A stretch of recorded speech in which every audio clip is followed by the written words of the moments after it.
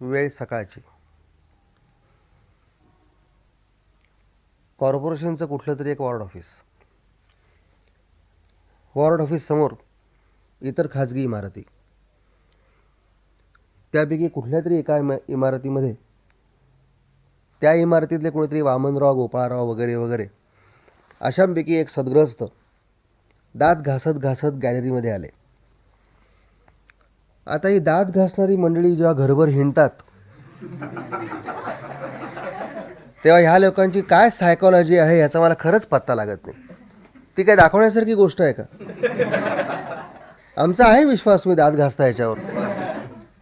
आणि मग बाहेर आल्यानंतर ते जे कोणी वामनराव, गोपाळराव होते ते शेजारच्या सदाशिवरावांना हाक मारत सांगत होते, अहो सदाशिवराव, आज समोर काहीतरी दिसतंय. सदाशिवराव एवढं देखील बोलायच्या परिस्थितीमध्ये नव्हते. ते म्हणले हे, आणि मग एवढं करून सकाळपासून समोरच्या ऑफिसात गडबड चालली आहे.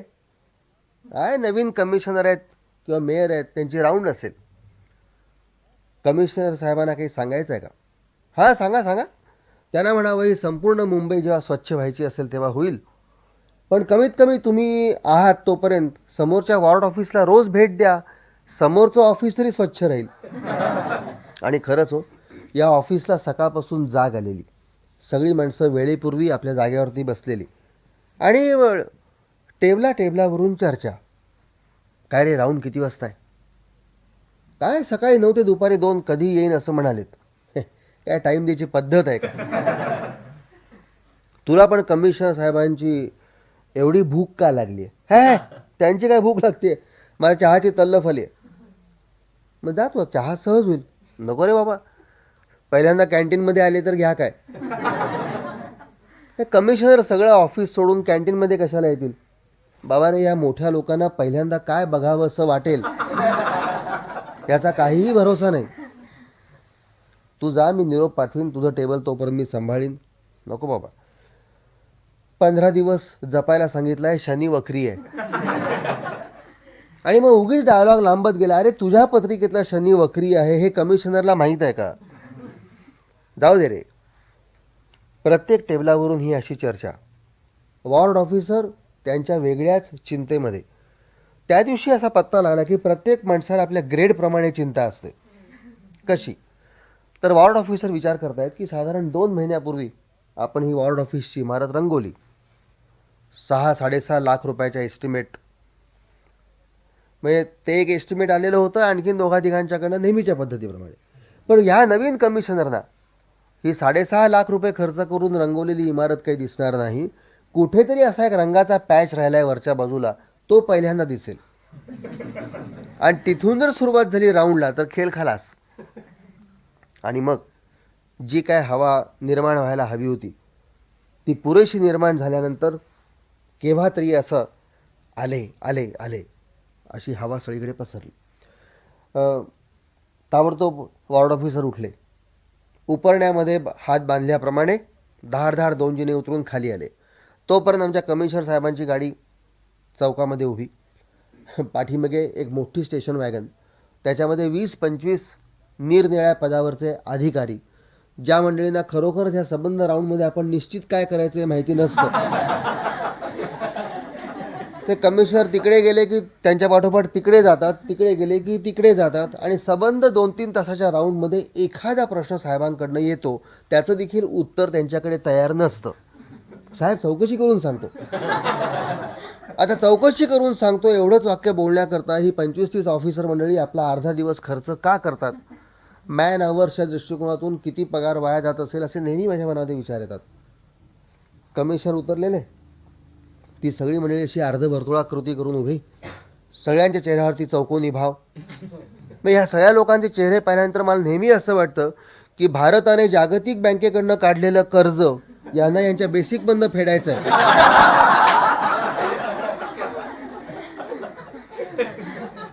असा ऐकून चेहऱ्यावरती भाव.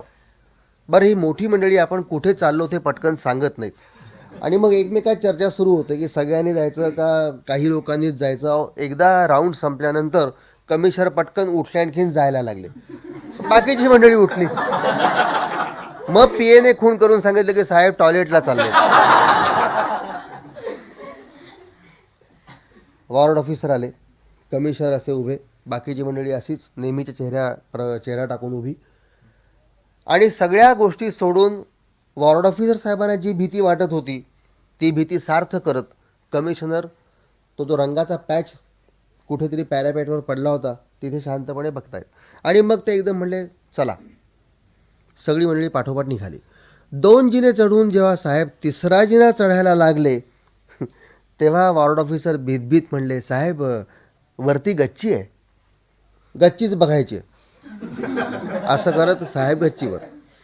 पण एक झालं की सगळ्या गोष्टी सोडून कमिशनर साहेब पहिल्यांदा गच्चीवरती का आले ह्याचा उलगडा इतर ऑफिसर लोकांना देखील झाला. कारण भर ऑफिस आवर्समध्ये ऑफिसच्याच गच्चीवरती ऑफिसमधला एक टायपिस्ट चक्क पतंग उडवत होता. आणि पतंग उडवताना त्या माणसाची इतकी ब्रह्मानंदी टाळी लागलेली होती. अहो कमिशनर क्षणभर थक्क झाले. त्यांना जर असं वाटलं की हे कॉन्सन्ट्रेशन जर आपण ऑफिसच्या कामाकडे वळवू शकलो तर ह्याच माणसाकडनं केवढं काम करून घेता येईल.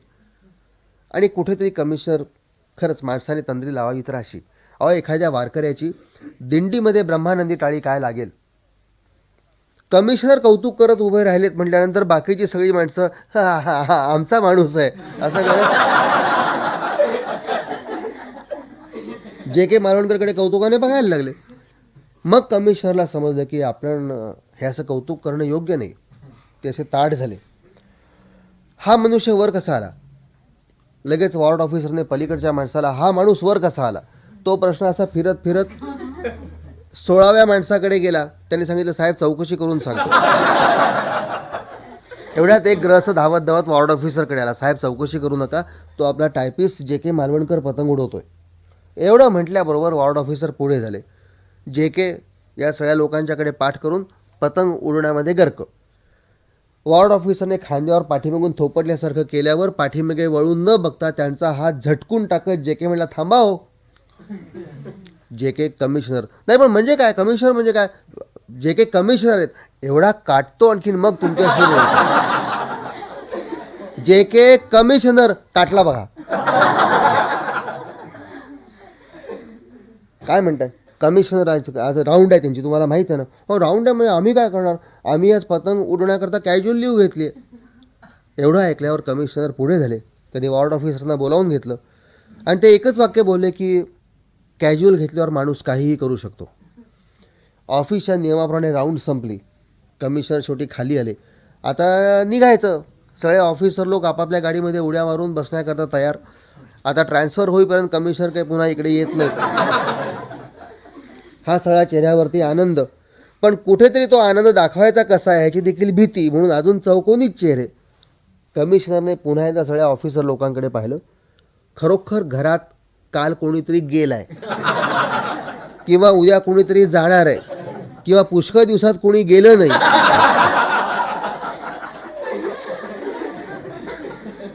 असे सगळ्यांचे चेहरे. त्या पार्श्वभूमीवरती नुकत्याच फुललेल्या बटमोगऱ्यासारखा जे के मालवणकर समोरून धावत येताना कमिशनर साहेबांनी पाहिला. त्याने खून करून त्याला जवळ बोलावलं आणि जे केच्या भाषेत जे केला विचारलं किती काटले. समोर कमिशनर आहेत याचं दडपण न ठेवता जे केने स्वतःच्या पद्धतीनं सांगितलं साहेब आज मी 28 मिनिटामध्ये 22 पतंग कापले म्हणजे माझं मागच्याच वेळचं रेकॉर्ड मी 2.3 ने मोडलं. प्रत्येक गोष्टीचं असं रेकॉर्ड ठेवता वाटतं. साहेब अगोदर ठेवत नव्हतो म्युन्सिपाल्टीत आल्यामुळे सवय लागली. का बरं साहेब तुम्ही ह्या ऑफिसात नवीन आहात ना मी 2च महिन्यापूर्वी आलात ना. मी तुम्हाला सांगतो म्युन्सिपाल्टीची पद्धत आहे काम केलं नाही तरी चालेल रेकॉर्ड क्लीन पाहिजे. काय करता एरवी मी टायपिस्ट आहे. टायपिंगचं रेकॉर्ड आहे ना. किती आहे स्पीड साहेब तसा काही फार नाही 92 words per minute. 92 words then what is the world record. World record काय आहे साहेबांनी विचारल्याबरोबर शेजारच्या माणसाने आणखीन पलीकडच्या माणसाला विचारलं वर्ल्ड रेकॉर्ड सांगा.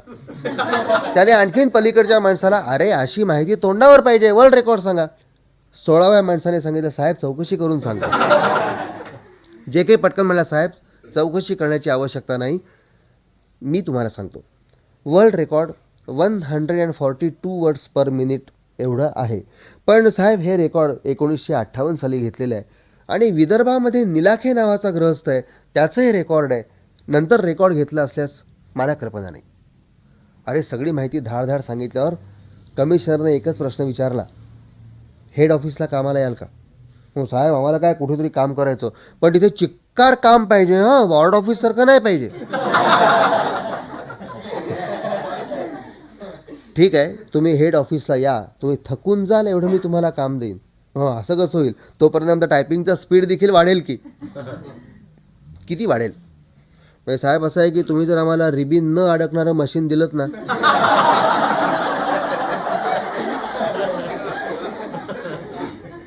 तर आम्ही एक 3-4 महिन्यामध्ये तुम्हाला 100पर्यंत स्पीड नेऊन दाखवू शकू. Is it really? प्रॉमिस? हां, आपली बीट प्रॉमिस काय? कमिशनर समोर ह्या माणसाने टाळी करता हात पुढे केल्यानंतर इतर ऑफिसर्सना पॅन्टमध्ये झुरळ शिरल्यासारखं वाटतं.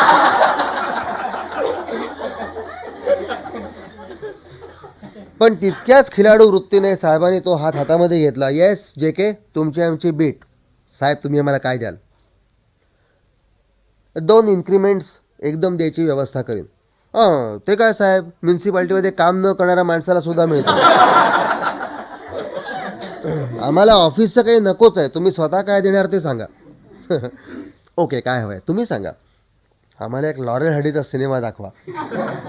बरं, आणि लॉरेल हडीचा सिनेमा जर तुम्हाला हवा तेव्हा हुकमी नाही आला मुंबईत तर काय करायचं? मग आम्हाला टार्झन दाखवा.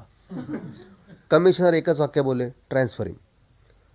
दुसऱ्या दिवशी हेड ऑफिसमध्ये आमच्या ऑफिसचे जे ॲडमिनिस्ट्रेटिव्ह ऑफिसर म्हणजे AO त्यांच्यासमोर जे के येऊन उभा राहिला. आम्ही आलोत.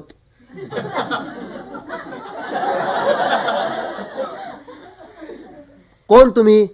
हे बा, कपाळाला आठ्या घालायचं काही कारण नाहीये, आम्ही कुठल्याही संस्थेकडनं मदत मागायला नाही आलेलो. काल कमिशनर साहेब आमच्या ऑफिसमध्ये आले होते, ते म्हणले हेड ऑफिसला कामाला या, आम्ही आलोत. मला अजून ऑर्डर्स मिळालेल्या नाहीत, मग आम्ही नंतर येतो. जे काही त्यांच्या समोरून नाहीसा झाला आणि तेवढ्यात टेलिफोन वाजला. एओनी पटकन फोन घेतला तर कमिशनर साहेबांचे सेक्रेटरी किंवा स्टेनोग्राफर असेल, ते काही पत्ता लागला नाही कोण तिकडनं बोलता येते. पण त्याने सांगितलं, अहो ते साहेब बघा काल वॉर्ड ऑफिसला गेले होते, ते मालवणकर कोणतरी आहे बघा, तो जर आला ना तर त्याला ताबडतोब काम द्या, बसायला चांगली जागा द्या. अरे एवढं झाल्याबरोबर आमचे AO शिपायांच्या नावाने हाका मारायला लागले, आग लागल्यासारखी. पण कुठल्या ऑफिसरने हाक मारल्यावर किती वेगाने पळायचं हे शिपायांनी देखील ठरवलेलं असतं. ते सावकाश आले असं.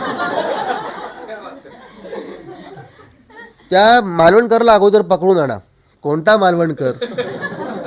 तुमचा बाप लेको. आता माझ्यासमोर उभा होता, आम्ही पाहिला नाही, मग आता बघून या. शिपाई चारही दिशेला धावले, मालवणकर सापडला नाही. दुपारी 2 वाजता मालवणकर पुन्हा साहेबांसमोर, आम्ही आलोत. अरे काय आलोत काय? काय तुम्हाला सेन्स ऑफ रिस्पॉन्सिबिलिटी भटकता काय? कमिशनर साहेब आलेत. आले, मग आम्ही भेटतो त्यांना. मला ऑफिस ऑर्डर काढायचे, मेमो काढायचं. मेमो कशाला? आम्ही जिवंत आहोत अजून. साहेब काय म्हणतील याची पर्वा न करता दरवाजाला धक्का देऊन कमिशनर साहेबांच्या केबिनमध्ये जे के घुसला सुद्धा. और तिथलं एअर कंडिशन ॲटमॉस्फिअर, साहेबांची सजवलेली खोली, अक्षरशः एखाद्या लहान मुलाप्रमाणे त्या खोलीकडे नजरबंदी व्हावी असं करत, अरे काय भाग्यवान तो, आयला मस्त आहे खोली. कमिशनरचा स्टेनोग्राफर भिडे समोर बसलेला, त्याला काही हे रसायन माहिती नाही.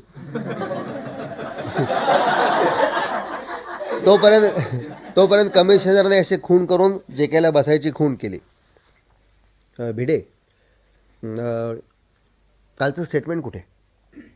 हां साहेब, ते सांगायचं राहिलं. काय झालं आहे, आपलं ते फॅसिडचं कॅल्क्युलेशन मशीन बिघडलं आहे. कंपनीकडे टेलिफोन गेला, त्यांचा टेक्निशियन येईल, मशीन दुरुस्त करून देईल.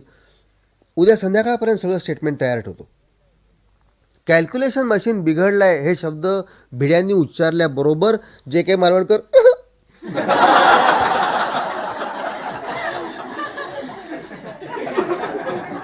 असा हसला.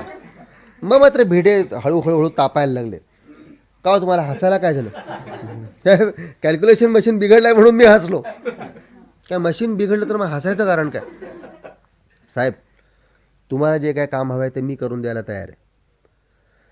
कमिशनर पटकन म्हणले, दॅट्स ऑल राईट जे के, पण मशीन बिघडलं हे तुम्ही ऐकलंत ना? हो, पण साहेब, ज्यांना आउटकीपर्यंत पाढे पाठ येतात ना त्यांना ही मशीन्स लागत नाहीत.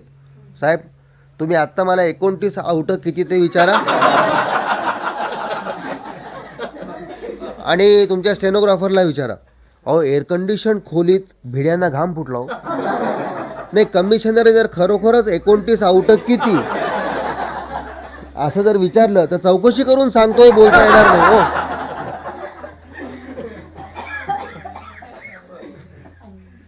जे के, आपल्याला ह्या फिगर्स गव्हर्नमेंटला पाठवायचे आहेत. काही चूक झाली तर? साहेब, आमच्या हातून जर काही चुकलं तर आम्हाला पायाचे अंगठे धरून तुमच्या केबिनमध्ये 2 तास उभं करा, नाहीतर म्युन्सिपाल्टीची नवीन इमारत आणि जुनी इमारत या दोन्ही इमारतीला पायात चपला न घालता दुपारी 12 वाजता 50 फेऱ्या मारायला लावा. कमिशनर म्हणले, लेट हिम ट्राय. संध्याकाळी 6च्या सुमाराला सगळी स्टेटमेंट्स तयार करून जे के साहेबांच्या केबिनमध्ये उभा. अर्थात तोपर्यंत कमिशनर देखील गप्प बसलेले होते. दुसऱ्या डिपार्टमेंटला टेलिफोन्स गेले, त्या डिपार्टमेंटची मशीन्स आली. अर्ध्या तासामध्ये जे केने केलेला हिशोब आणि मशीनने दिलेली उत्तरं यात काडीचाही फरक नव्हता. त्या दिवशी मात्र साहेब आपल्या घरी गेल्यानंतर खूप अस्वस्थ, कुठल्या तरी विचारामध्ये दंग आहेत. अर्थात या घरामध्ये कमिशनर साहेबांना ह्या मनस्थितीमध्ये बघणं हे काही नाविन्याचा, म्हणजे त्या घराला काही प्रकार होता अशातला काही भाग नाही. पण आजचा मूड तरीही निराळा आहे हे मुलांनी ओळखलं. वडील मुलाने विचारलं, पप्पा, व्हॉट्स रॉंग विथ यू? थोडंसं स्वतःशी, थोडंसं मुलाला उद्देशून कमिशनर म्हणाले, काय रे, एखादा गृहस्थ ऑफिस आवर्समध्ये ऑफिसच्या गच्चीवर पतंग उडवत असेल तर तू काय म्हणशील? पटकन बायसेपमध्ये म्हणाल्या, त्याचं मूळ गाव कुठलं?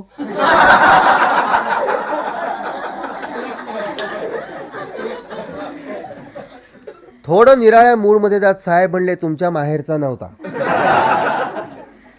बाईनी तोच मुद्दा पकडला. हो, आमच्या माहेरची माणसं अशी नाहीच आहेत, ती कामचुकार नाहीच आहेत. पण मी एवढ्याकरता विचारलं की त्याचं मूळ गाव तुम्ही एव्हाना काढलं असेल आणि त्याला पाठवून दिलं असेल सस्पेंड करून. छोकरा म्हणला, अगं आई, कसलं सस्पेंड करतायत? मग मी डिपार्टमेंटल इन्क्वायरी सुरू केली असेल. मग मी आत्ताच सांगते, डिपार्टमेंटल इन्क्वायरी बंद करा, कारण तुमची ट्रान्सफर होईपर्यंत इन्क्वायरी संपणार नाही आणि तुमची ट्रान्सफर झाली की त्याला प्रमोशन देतील.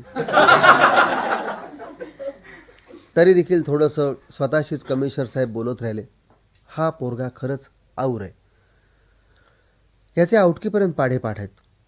टायपिंगचं स्पीड 92 वर्ड्स पर मिनिट. एखादी गोष्ट मनासारखी जर करून दाखवली तर हा गृहस्थ लॉरेल हार्डीचा सिनेमा दाखवाल का असले प्रश्न विचारतो. मुलाने पटकन म्हटलं, बाबा, त्याचं वय काय? पहिल्यांदाच भावनावश होत साहेब म्हणाले, या असल्या माणसांची वयच समजत नाहीत. आणि त्याचं कारण एकच असतं की 364 दिवसांनी येणारा एक दिवस म्हणजे ह्यांचा वाढदिवस. असली गणित इथे चालतच नाहीत. काही निराळच वेळापत्रक घेऊन ही माणसं आपल्या बरोबर आलेली असतात.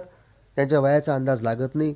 त्यांना वय नसतंच, त्यांना फक्त वृत्ती असते आणि कुणीतरी ह्या वृत्ती सकट त्यांना सांभाळायचं असतं, वयाकडे दुर्लक्ष करत. म्हणूनच या अशा लोकांच्याबद्दल गैरसमज फार झपाट्याने पसरतात. यांना कुणीतरी प्रोटेक्ट केलं पाहिजे.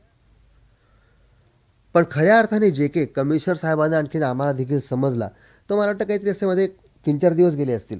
अहो साहेब सकाळी एक लवकरची मीटिंग म्हणून त्यांच्या प्रायव्हेट एंट्रन्सने त्यांच्या ऑफिसकडे यायला लागले आणि समोरच्या कॉरिडॉरमधनं जे के मालवणकर अक्षरशः पाठीमागे वाघ लागावा असा वेडावाकडा धावत येतोय.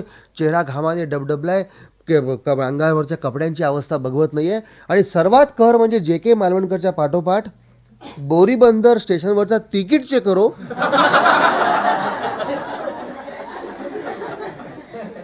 आम्ही सगळे थक्क. थोडेसे विचारात पडलो की तिकीट चेकरच्या हातामध्ये न सापडणारा आपला जे के महत्त्वाचा का एखाद्या पॅसेंजरच्या पाठोपाठ चिकाटीने स्टेशन सोडून ऑफिसपर्यंत पळत येणारा TC महत्त्वाचा.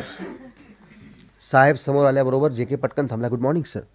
बस तेवढं वेळ आणि निमिष तिकीट चेकरला पुरलं.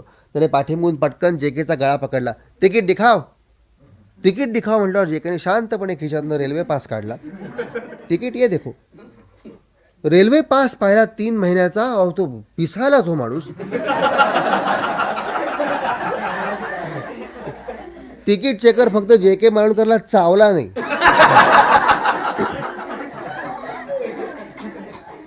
अरे कमबख्त स्टूपिड, तुम्हारे पास सीजन टिकट रेलवे का पास है?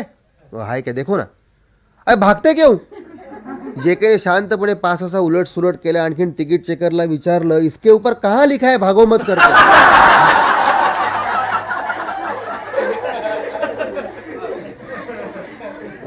तिकीट चेकर निघून गेला. साहेबांनाही हसणं आवरलं नाही. ते आपल्या खोलीमध्ये गेले. त्यांनी पटकन भिड्यांना विचारलं, काय अफाट माणूस आहे, काय प्रकार काय घडला एक्झॅक्टली? भिडे म्हणले, साहेब खरंच ह्याचं डोकं आऊर आहे. आज काय झालं, आपले हेड क्लार्क आहेत ना, ते आज त्यांचा पास घरी विसरले. रेल्वेमध्ये सारखं ते जेकेचं डोकं उठवत होते की बस तिकीट चेकर आज नेमकं मला पकडणार. तर जेकेने शांतपणे घाटपांड्यांना सांगितलं की मी त्याला हूल देतो, तुम्ही सुटा.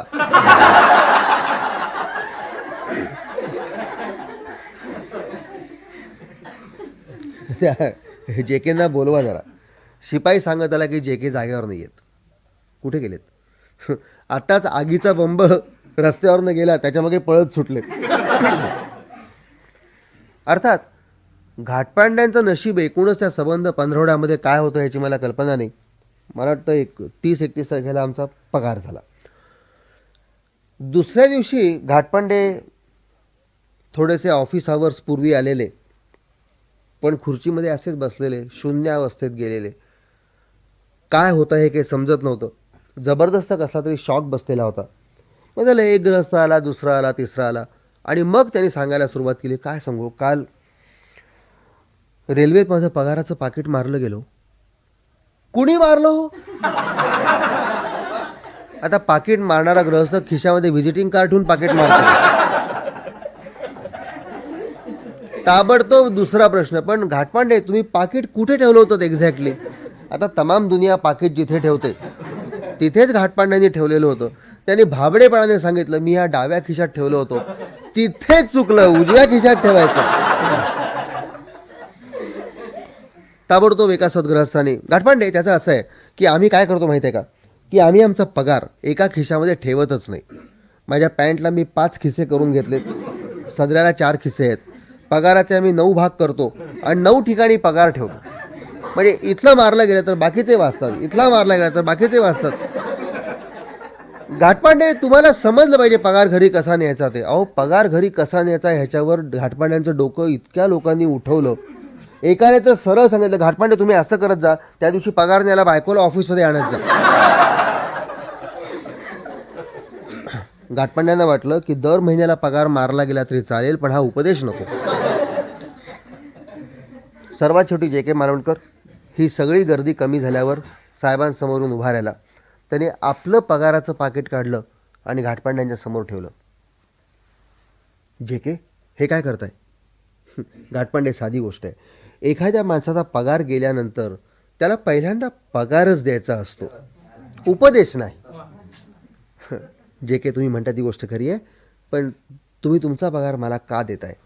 साधी गोष्ट आहे हो. मला म्हणजे तुम्ही मुळीच माझी काळजी करू नका. बँकेमध्ये पैसे आहेत, वडील बंधूंकडनं मी मागून आणू शकतो. अरे घाटपांडे, हेच तुम्हाला कळत नाही. तुम्ही मागून आणणं आणि मी आपणहून देणं यात काहीच फरक नाही आहे. जे काही ठीक आहे, तुमच्या भावना मला समजतात, पण तुम्हाला तुमचा महिना नाही आहे का? कसले बारीक सारीक प्रश्न विचारताय? अरे पैसे कशाला लागतात? जे काही भाबडे आहात का वेडे आहात? अहो पैसे जर लागत नाही तर नोकरी कशाला करताय?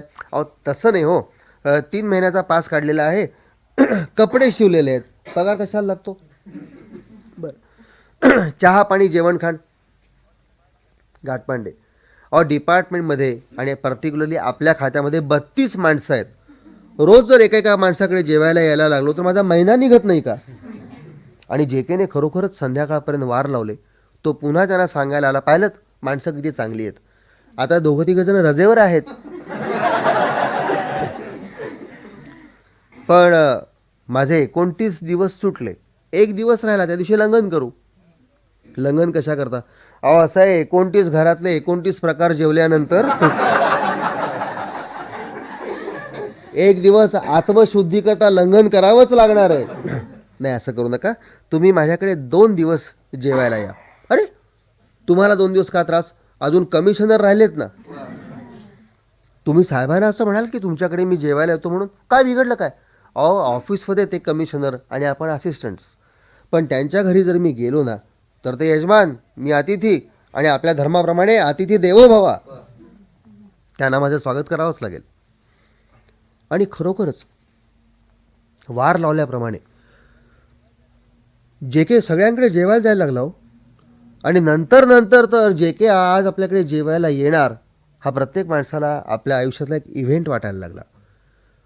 दुसऱ्या दिवशी जे के आदल्या दिवशी ज्यांच्याकडे जेवायला गेला असेल, तो गृहस्थ आम्हाला आख्यायिका सांगायचा की तो किती वाजता आला, काय बोलला, आणि निरनिराळ्या लोकांकडनं निरनिराळ्या हकीकती समजत होत्या. या माणसाच्या व्यक्तिमत्वाला किती पैलू आहेत हे पहिल्यांदा समजत होतं. आपल्याला हा विषय समजदार आहे का नाही असाही केव्हा केव्हा प्रश्न पडत होता. शनिवारी कुठेतरी असंच जेवायला जायचं होतं, तो गेला असावा. रविवारी मला वाटतं बोकील यांच्या घरचा वार होता. पण बोकील सोमवारी जेव्हा चौकशी करायला लागले, अरे हा गृहस्थ काल आलाच नाही माझ्याकडे, काय तब्येत वगैरे आत्ताच बरी नाही की काय ह्याची? नाही, तसं काही नाही, काल माझ्याकडे जेवायला आला होता. आणि एक झालं की ऑफिस सुटल्यानंतर पुन्हा त्याला चहा पाजावा म्हणून 2 वाजता आम्ही कॅन्टीनमध्ये गेलो. चहा पिऊन जेव्हा बाहेर आलो तेव्हा वरती जे आपलं ॲडिशनल फ्लोअरचं काम चाललं आहे त्या बांधकामाकडे पाहत हा गृहस्थ म्हणतो की लहानपणी दिवाळीमध्ये जर एवढी वाळू, इतक्या विटा मिळाल्या असत्या तर केवढा किल्ला केला असता. आणि नंतर मला एवढं म्हणाला की तुम्ही पुढे व्हा, बाकीचं मला काही माहिती नाही. मी त्याला तिथेच सोडलं, आणखीन निघून आलो. ही हकीकत संपेतो चहा पिण्याकरता जी मंडळी कॅन्टीनमध्ये गेली होती ती खाली आली आणि त्याने पुढची हकीकत पुरी केली. आम्ही सांगतो काल हा गृहस्थ ते गवंड्यांच्या मध्येच राहिला होता आणि वर केवढा किल्ला केलाय बघा. आम्ही सगळे किल्ला बघून आलो. इतकंच नव्हे तर वरच्या मजल्याचं बांधकाम कुठपर्यंत आलंय हे पाहायचं निमित्त करून कमिशनर देखील किल्ला बघून खाली आला. आणि 2 दिवसांनी साहेबांनी आपल्या घरी जाहीर केलं, उद्या जे के जेवायला येतोय. शेवटी तुम्हाला राहवलं नाही तर काय, राहवणं वगैरे हा प्रश्नच उद्भवत नाही. मला तो सांगून गेला उद्या तुमचा वार आहे म्हणून. वार प्रकरण काय? आणि पुन्हा एकदा कमिशनर अत्यंत भारावलेल्या मनस्थितीमध्ये जड शब्दांनी व्हॉट इज जे के हे पुन्हा घरी सांगायला लागले. आणि बोलता बोलता पटकन ते असं म्हणाले की खरं म्हणजे मी ICS झालो, अनेक प्रोजेक्ट्सवर कामं केली, गावोगावी आपण हिंडलो, किती ठिकाणी किती तऱ्हेची माणसं भेटली. पण गंमत बघा की काही ठिकाणी आपण अशी माणसं पाहिली की त्यांना सुपिरियरिटी कॉम्प्लेक्स होता, काही ठिकाणी लोकांना इन्फिरियरिटी कॉम्प्लेक्स होता. पण मी हा एकमेव मनुष्य असा बघितला की याला इक्वालिटी कॉम्प्लेक्स आहे. म्हणून गवंड्यांच्यामध्ये हा गवंडी होऊन राहिला आणि उद्या जेव्हा आपल्याकडे येईल तेव्हा आपणही कुठेतरी सेक्रेटरी वगैरे आहोत अशा थाटामध्ये येईल. आणि जे केने एक्झॅक्टली त्याच पद्धतीने प्रवेश केला कमिशनर साहेबांच्या घरामध्ये. कुठलाही मनामध्ये कॉम्प्लेक्स नाही, कुठलंही दडपण नाही. 10-15 मिनटं मनसोक्तपणे गप्पा. आणि मग त्याने हळूच प्रश्न टाकला, साहेब काय मग एकूण तुमची स्टँडिंग कमिटी काय म्हणते?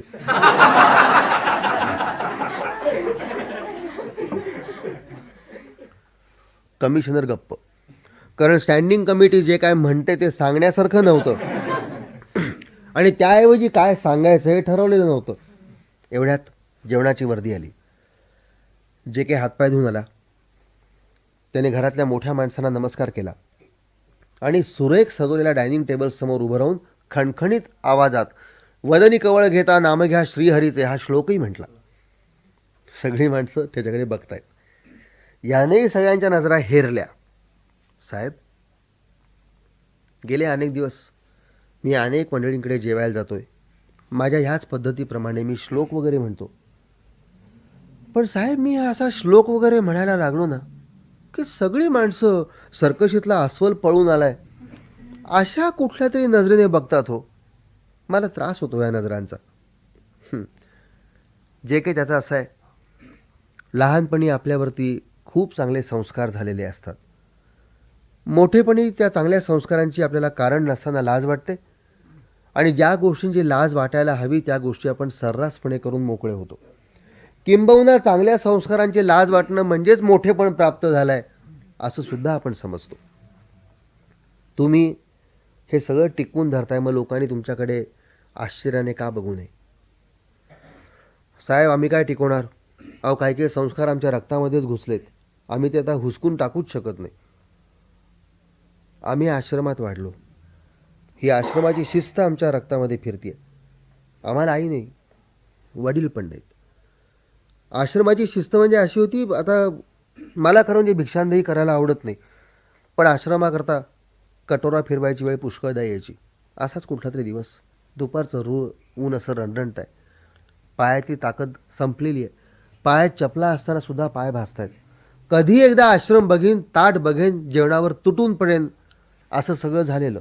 आलो आश्रमात परत, कसला श्लोक, कसला हातपाय धुणं, पानावर आडवा पडलो.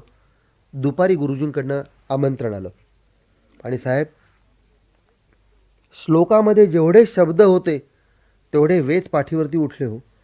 8 दिवस झोप आली नाही, पाठ संबंध सोलवटली होती, सुजली होती. त्या दिवसापासून साहेब जेवण म्हटलं ना की पहिल्यांदा श्लोकच, कारण रक्तामध्ये गेला तो. काय हा अमानुषपणा! हा वहिनी तुम्ही याला अमानुषपणा म्हणता, आपण गंमत सांगतो. इतके वर्ष श्लोक म्हणत होतो, पण श्लोकामध्ये शब्द किती आहेत हे त्या दिवशी पहिल्यांदा समजलो. तेवढा एकच मार्ग होता ही माहिती समजण्याचा. नाही, आम्हाला त्या दिवसापासून समजलं की कुठलं ज्ञान, कुठली माहिती पंचेंद्रियापैकी कशाचा आधार घेऊन माणसापर्यंत येईल हे खरंच सांगता येत नाही. माणूस सर्वांगाने जागा हवा. दुसऱ्या दिवशी साहेब ऑफिसमध्ये बसलेले, महत्त्वाच्या मीटिंग संपलेल्या, डिक्टेशन झालेलं, व्हिजिटर्स झालेले. आता एक तासांनी किंवा जेव्हा केव्हा आमंत्रण येईल तेव्हा मेयरकडे जायचं. ते आपल्या विचारात समोर भिडे बसलेला. एकूण साहेबांचा हा असा चेहरा झाला, ते कुठे ट्रान्समध्ये गेले की नक्की जे के बद्दल विचार करत असतील असं आता बहुतेक लोकांच्या परिचयाचं झालेलं. साहेब जे के काल आला होता? येस, आला होता. अफाट माणूस आहे नाही? येस, खरोखरच अफाट आहे भिडे. एवढं बोलून साहेबांनी कालचा प्रकार सगळा सांगितला. भिडे म्हणा, साहेब हे काहीच नाही, माझ्या घरी जेव्हा आला ना त्या दिवशी माझ्या मुलाचं फाउंटन पेन हरवलं होतं. पोरगं सकाळपासून रडत होतं. जे के आला, त्याने आपल्या खिशाचं फाउंटन पेन माझ्या पोराच्या खिशाला लावलं. 2 मिनिटात त्याला हसवलं आणि एकच वाक्य बोलला की राजा, अरे एवढ्या किरकोळ किरकोळ गोष्टी लहानपणी हरवल्या म्हणून दुःख करू नकोस. तुझं फक्त फाउंटन हरवलं, माझं काय हरवलं माहिती आहे? अरे माझं माझ्या बालपणी अख्खं लहानपण हरवलं होतं रे. मला लहानपण म्हणजे कधी उपभोगताच आलं नाही. आता मी एवढा मोठा झालो ना, मला समजलं की या मुंबईत जर पैसे फेकले तर वाटेल ते विकत मिळतं. बेटा लहानपण नाही मिळायचं. तेव्हा या असल्या किरकोळ गोष्टींकरता रडू नकोस. आणि हाच जे के जसा आला तसा एके दिवशी साहेबांसमोर उभा राहिला. साहेब जाऊ, कंटाळा आला. जे के कुठे निघालात? आम्हाला म्युन्सिपाल्टीचा कंटाळा आला. ठीक आहे, कुठे जायचं आहे? आम्हाला रेल्वेत जायचं आहे. जे के मी तुमच्या प्रमोशनची खटपट करतोय, रेल्वेला काय लागलेलं आहे सुख, किंवा रेल्वेत काय असा चार्म आहे? साहेब आम्हाला तिकीट चेकर व्हायचं आहे. कबूल आहे, पण तिकीट चेकरच्या नोकरीमध्ये तुम्हाला काय अशी गंमत म्हणा, लज्जत म्हणा, किंवा काय असं आकर्षण काय त्या पोस्टचं? साहेब तुम्हाला माहिती नाही, आम्हाला लहानपणी आश्रमात काही खेळायलाच मिळालं नाही. आणि तिकीट चेकरची नोकरी म्हणजे चोर शिपाई हो. पॅसेंजरमधला तिकीट नसलेला चोर पकडायचा. साहेब जाऊ? जा, आम्हाला चिठ्ठी द्या ना, आम्ही इथे चांगले वागलो म्हणून. रेल्वेत कोणीच आमच्या ओळखीचं नाही. कमिशनरने टेलिफोन उचलला, पण तिकडनं समजलं असावं की साहेब मीटिंगमध्ये वगैरे आहेत. आणि मग स्वतःच्या हस्ताक्षरात साहेबांनी चिठ्ठी लिहिली. प्रिय जावडेकर, कमिशनर झाल्यापासून मी तुझ्याकडे काही मागितलं नाही, अर्थात तूही माझ्याकडे काही मागितलं नाहीस. आज मी तुझ्याकडे एक गोष्ट मागतोय असं म्हणण्यापेक्षा तुझ्याकडे मी एक गोष्ट पाठवतोय. मला ती जीवाच्या कराराने सांभाळायची होती, मी नाही सांभाळू शकलो. आणि तुलाही समजेल की ही वस्तू सांभाळणं तसं सोपं नाही. एकच कर, या माणसाचं वय विचारू नकोस, शोधायचा प्रयत्न करूही नकोस. लहान मूल आपण सांभाळतो तसं ह्याला सांभाळायचं आहे. माझी इच्छा होती, पण लहान मूल कुठेच रमत नाही म्हणून ते इथेही रमलं नाही. तू प्रयत्न कर. ही जगावेगळी चिठ्ठी घेऊन जे के मालवणकर तिकडे गेला त्या दिवसापासून मी तुम्हाला सांगतो, बोरी बंदरला उतरलो की भिरी मी सगळीकडे नजर टाकतो. कुठेतरी असं वाटतं की तिकीट चेकरच्या युनिफॉर्ममधला जे के मला केव्हा तरी भेटेल, कडकडून शेकहँड करेल, काही जीवाभावाच्या गोष्टी बोलेल, त्या पेशातल्या चोर शिपायाच्या गोष्टी सांगेल. आता जे के सारखा पोर, जे के सारखं मूल त्या पेशात फार काळ रमणार नाही हे मला कोणी सांगायला हवं का? पण तरी देखील सांगतो, माझी आशा सुटत नाही आणि जे के भेटत नाही.